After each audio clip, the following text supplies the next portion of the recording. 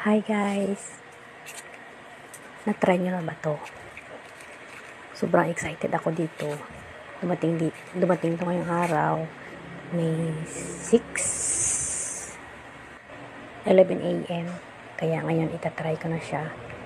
Kakatapos ko lang half bath. Itatry ko siya ngayon.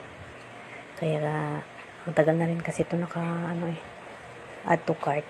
Kaya ngayon lang ako taon na nakakabili, kaya itatry ko siya ngayon kasi dami ko rin kasi na babasa na effective daw to, kaya itatry ko siya.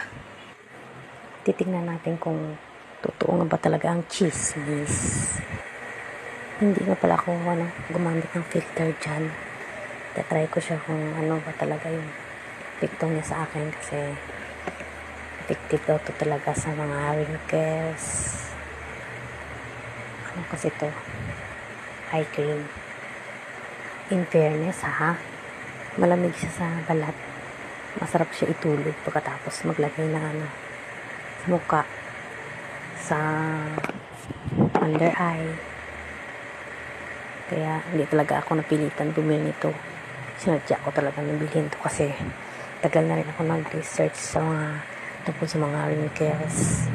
Naaawa na rin ako sa sarili ko kasi lagi na lang ako nakakarinig na matanda na raw ako,